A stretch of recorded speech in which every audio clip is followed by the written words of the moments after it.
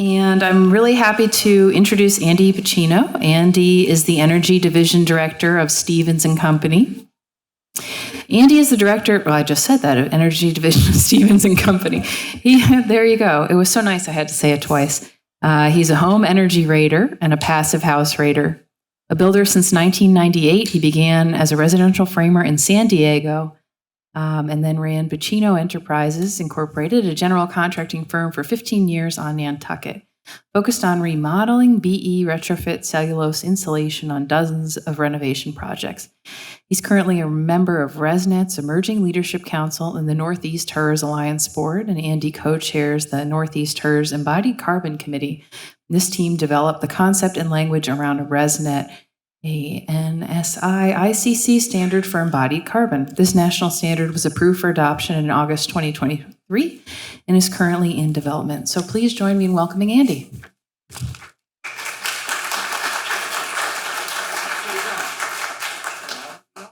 When do I push?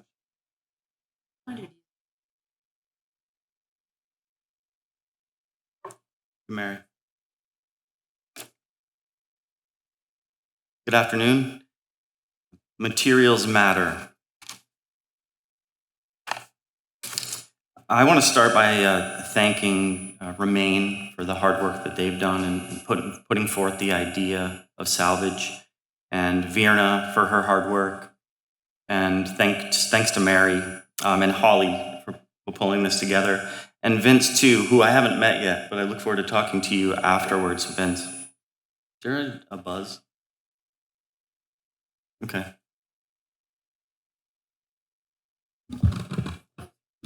Oh, is that it? Okay. Oh, that's better. Thanks. I'm not going to add anything to my bio or my background. Thank you, Mary. That was a nice introduction. I appreciate it. I'm looking forward to hearing John and May speak also. I haven't met them yet today either. They're the real experts in the room around salvage. It's really important.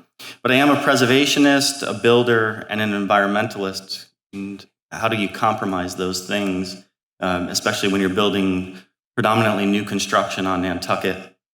I'll show you how. So yeah, materials matter, and I've become something of a geek around embodied carbon over the past 5 years. It's emerged as a really vital component to construction materials use globally, and we'll go through a lot of that.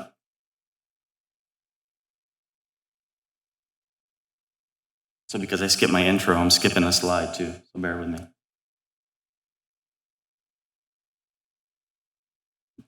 Just quickly on this, Americans are using goods 5 times faster than the earth can replenish them. That's a lot. Materials have widely become recognized as a carbon sink. In other words, materials can extract carbon from the atmosphere, and then we can put them into our buildings.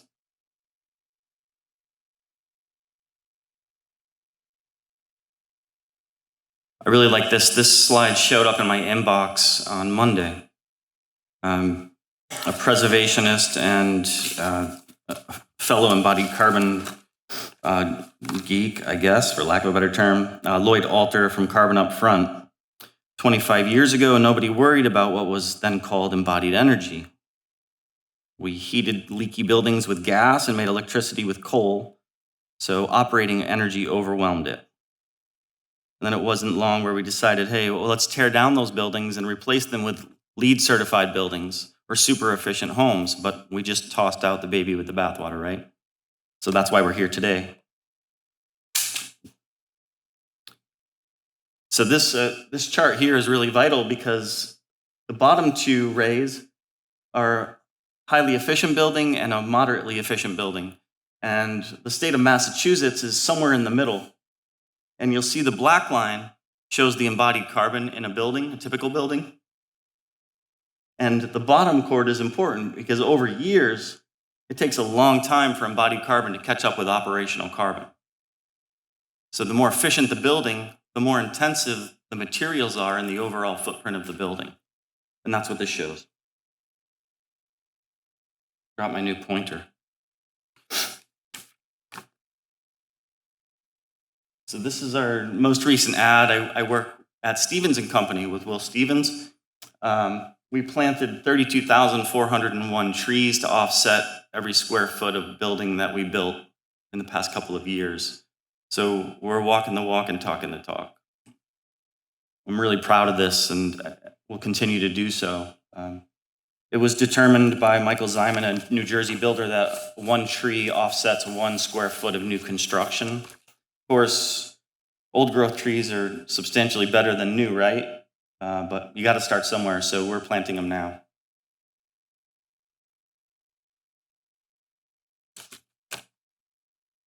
So cradle to cradle and the circularity gap. We're talking about reusing, recycling, upcycling. Cradle to cradle is a design philosophy developed by a couple of architects, Michael Brongart and William McDonough.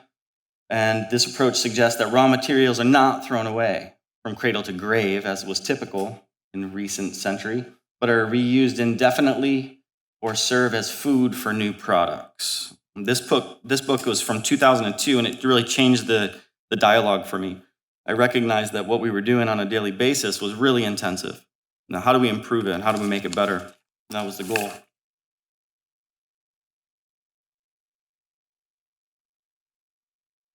So this has been confirmed that we're expecting to build 1 Paris every week for the next 40 years. That's 2,080 Parises. So we're talking about a lot, and that's globally, not just here on Nantucket.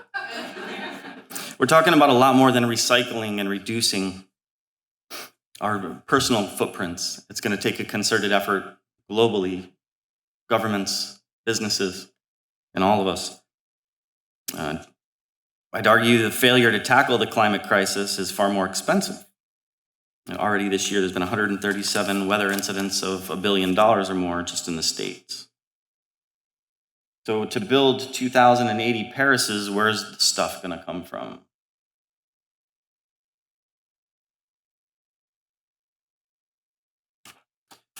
In 2017, the Circularity Gap Report was first issued.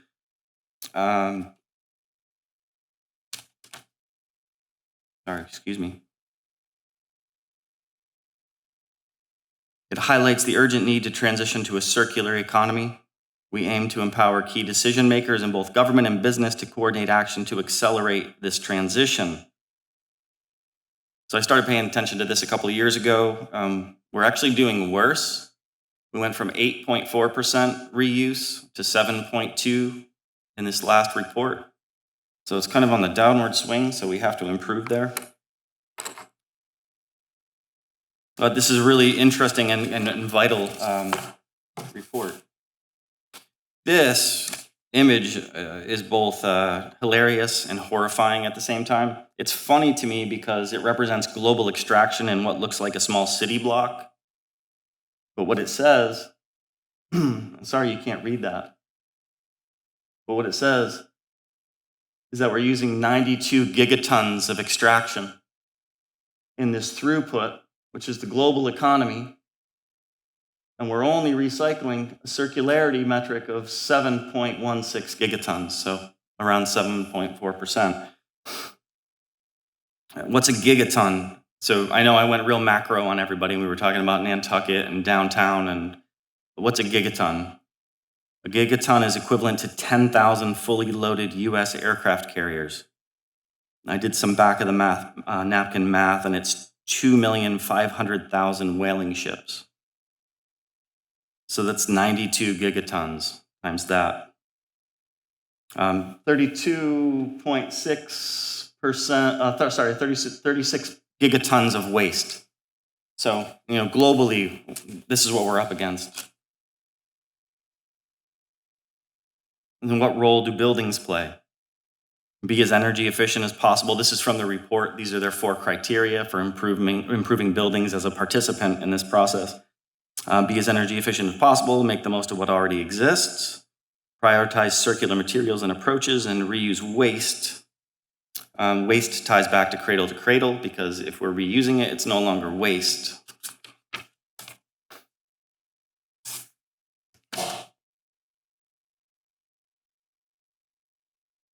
Okay, so what can we do in our backyard?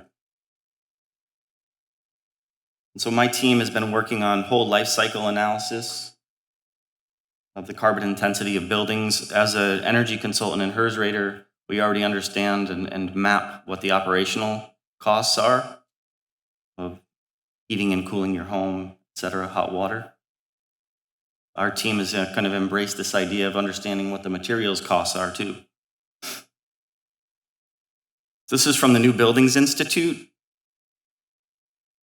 What's the whole life cycle of a building? From module A1 through D, A1 being the product extraction, transport to the factory, and the manufacturing of products. This is what my team's focused on. This is what we're talking about today, C1 through D. And this is what HERS raters already track. This is the entire life cycle of a building, or the whole life cycle, and that's what we're trying to analyze. So how do we understand what the value of the materials that we're putting into buildings costs? It's called an environmental product declaration.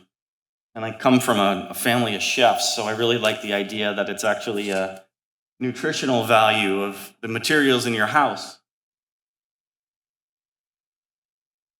This actually comes from Owens Corning, you know, the Pink Panther insulation. So this is effusive across materials globally. Everyone's starting to report it.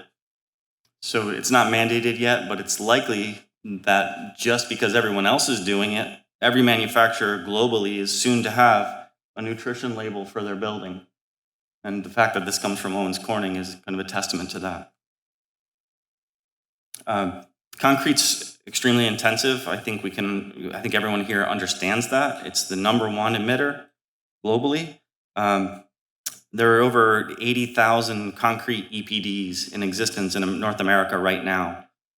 So the writing's on the wall. All right, everyone knows these buildings. Probably most of us have been through them or walked by them even as recently as today. So imagine for a moment building these buildings today from brick. Not almost 200 years ago. I'm going to go forward and then back. Here's the nutritional value of a brick. And a cubic yard or cubic meter, which is essentially like a pallet. We see pallets of bricks, pallets of stone. A cubic meter of brick is 500 kilograms of CO2 equivalent, which may not resonate with you yet, but it will in a minute. Globally, bricks are the most carbon intensive process, more than anything else. 2.7% of global emissions comes from brick manufacturing, or what does that say, 1 billion tons? That's just from emissions and the production process. So again, going back to the whole life cycle analysis, it's A1 to A3, just manufacturing those bricks. It's not putting them in the building. But here's good news. If the bricks are already in the building, they don't cost anything. So the least carbon intensive building is one that's already built. And so that's what we're talking about.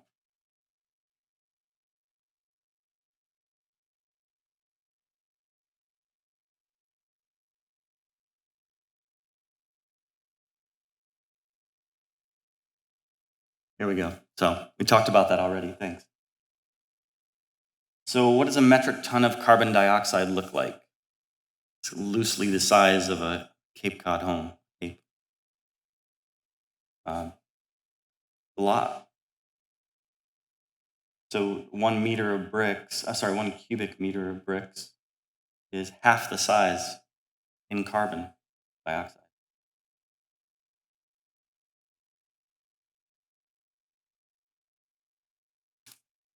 So I'm the Embodied Carbon Chair of the Northeast HERS Alliance, and we've collaborated with BEAM, Builders for Climate Action, built the BEAM tool, which is a tracking software to track environmental product declarations across the built environment. It uniquely built for builders. There's a myriad, a whole host of softwares for large commercial buildings, institutions, and so on. But Beam and Chris Magwood really tackled residential construction head on and made it really digestible for builders and HERS raters, energy consultants to really tackle this. It looks like this. It's really interesting and very simple to use, like most spreadsheets that we use today. So for example, this is suggesting timber posts and beams, heavy timber framing average. So it's taking kind of an aggregate because they didn't have a specific report for this one. 2.9 cubic meters is 575 kilograms of CO2e. I only show it because it's instructive. That's how simple the tool is. So as HERS raters, we already map an entire building, and we understand pretty cleanly all the component parts to the exterior shell. So our idea was that, okay, well, let's take those inputs and see if we can streamline it so that we can do it at a rapid pace, so we can get real reporting. And now I can do, and our team can do, on a whole building that we've already HERS rated in about 20 minutes. So here was my trial run. This is my coworker Ron Lynch's house. He said I could use his name. This is a structural insulated panel house, a SIP house. Ron designed it himself. It's super efficient. It's net zero operationally because he's got solar panels on it. It's a HERS minus 27, if that means anything to anybody in the room. It's an amazing house. But then, I gave him the bad news that it was pretty carbon intensive because he used SIPs. I love Ron. It's a great house. I'm not I'm not disparaging him, but we used it as an example. And so what it is it shows this SIP roof, 18 tons of CO2 equivalent. So it's beautiful, operationally negative. He's sending energy back to the grid, but to build the building, used an awful lot of CO2 equivalent.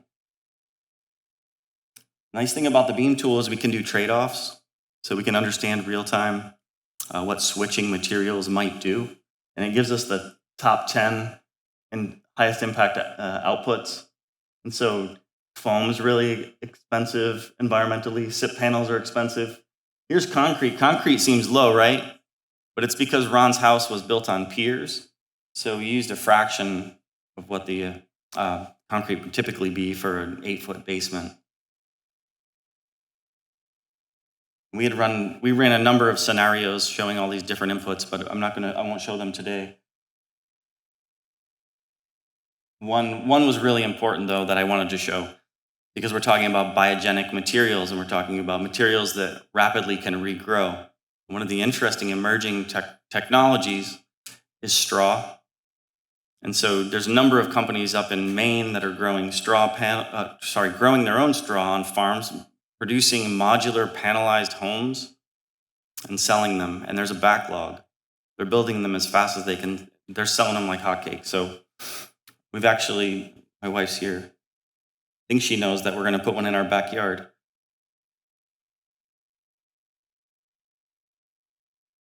So by using straw and making the same structure, we were actually making a carbon sink. The total emissions from this project because of the straw as a panel is 2.5 tons sunk embodied carbon. So it's a pretty remarkable flip-flop to go from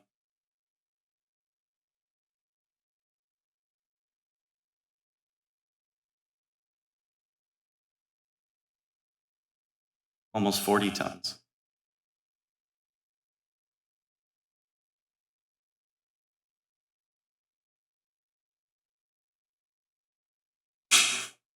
And then to bring it back to our bricks, the US standard for bricks intensity is in the Beam tool. So I reclad Ron's cedar shake house or cedar sidewalled house with bricks, and it added another almost 18 tons of CO2 to his structure. So materials really matter. And just for perspective, that's that cape. There's Ron's house built with SIPs. Here's Ron's house by replacing the SIPs and the foam in the SIPs with cellulose insulation, which is recycled newspaper, which is what I installed for some time out here. And here's Ron's house as a straw house.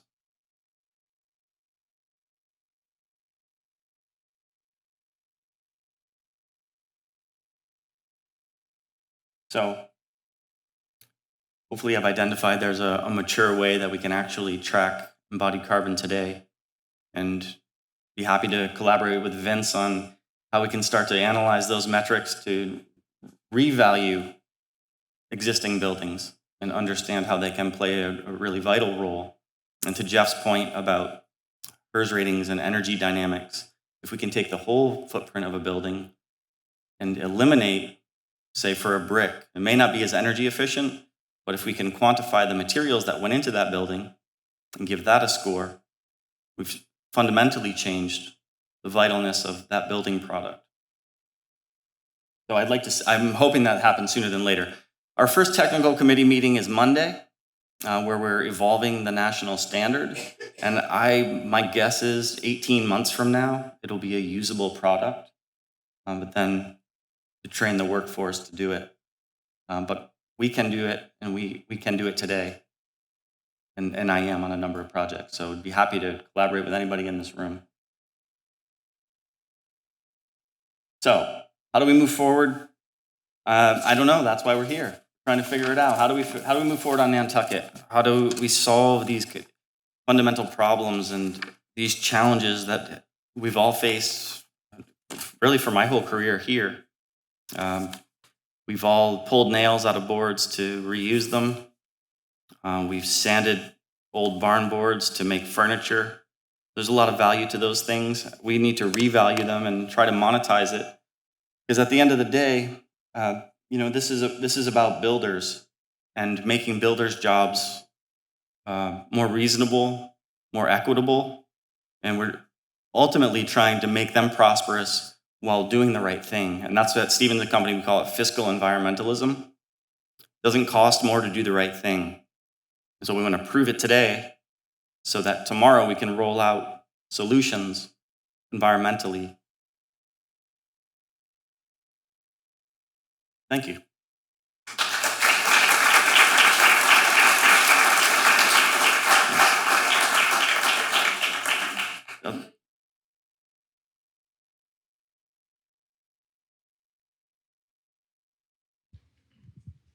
I usually don't need a microphone. You don't need a mic, Linda. I know.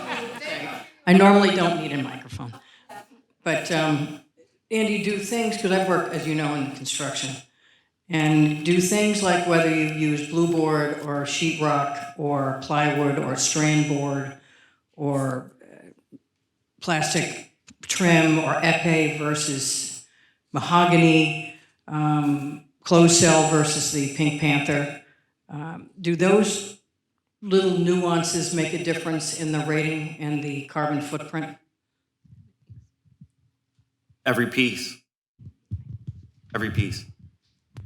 So there's over 100,000 products in the BEAM tool and almost 250,000 nationally. And I would say that be 500 million globally within the next 5 years. It's almost mandated. And again, if you want to compete in the market, and you're going to take any government incentive for producing a product, whether it's petroleum or fiberglass or foam or a straw panel, you're going to need to show the EPDs. You're going to need to evidence it, just like food, right? That was the 1930s, 1940s, where we started to put nutritional values on food. Before that was the Wild West. So still the Wild West for materials, but it's, the gap is closing quickly. Good question. Mm-hmm. And they're not using the fiberglass, which I can't stand. I have polystyrene because I have a post and beam with 9-inch thick walls. Mm-hmm. By going to most of us blowing in closed cell insulation, is that a worse thing to do than the pink fiberglass, or are we just evolving materials are evolving in the course of construction, but are they evolving in a good way, or we're just making it worse? Another good question. It's market demand, and the market shifts in a couple of ways. What's least expensive and what's government mandated. And the third metric is what's most best performing, right? That's kind of the last thing, because you're not going to put what's best if the government's not telling you that it has to meet a certain threshold. So like anything, and just like an operational HERS rating, it's an aggregate of all the parts, right? So you could put, in Ron's example, he built a brilliant house. It was operationally negative. And with a couple of tweaks, with the design side, attention, now we can solve all those things. So none of them are bad, Linda. I'm not here to say one thing versus another is bad. Everything has its place in moderation. So let's not be committed to the most intensive because it's easy. Let's learn new tools. And that's why the builders are the hinge, as always, in construction. Because without trained, educated, and mobilized and compensated builders, you're not going to get the attention that you need. So it's a broad stroke problem or challenge, but it's a great opportunity. So you could replace your foam with wood panels that are made up in Maine at a recently refurbished 1 million square foot facility where they're using pulp salvaged from the paper mills, in addition to some new growth and other processes where they're producing rigid insulation made from wood, which performs similarly to some of the foam products. So it's out there and it's happening fast. So we source those things anytime we can. Hemp is now being used as bat insulation. There's 10 facilities in the country. Idaho just built another $1 million facility. The billions of dollars are being put into these biogenic material sources so that we can actually make impactful choices. So that's part of the Inflation Reduction Act. Money's being spent in all these places.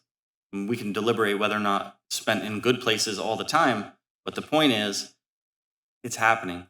These teams and these businesses, corporations are being incentivized to build really carbon-savvy materials. And hemp was used in the turn of the last century, but then was quickly kind of obscured by cotton, right? Well, now hemp has reemerged as this really fascinating product that's also a carbon sink, just like straw. And it performs as a bat insulation. You can replace mineral wool with it. You can replace fiberglass with it, cellulose, and it performs the same. And interestingly enough, they're actually getting a fire rating so that it will perform similarly to rock wool or mineral wool in foundations where we need a fire protection. So the innovations are really remarkable. That's why I'm really happy to be in this space. It's inspiring. It's not going anywhere, and it's a long career ahead of me. And I hope that people in this room would consider it as kind of pivots to potential careers too. One more question? Yeah, a quick question. Thanks so much for the presentation. We're getting 30 barge trips a year of sand, and I ran the numbers. It's almost 1,000 tons of carbon between the trucks and the barge every year. Just curious to get your thoughts on, bringing back local sand production on island, and if if this is something you've worked on or thought about. I haven't considered it. It's a good challenge. We'll get to work tomorrow on it.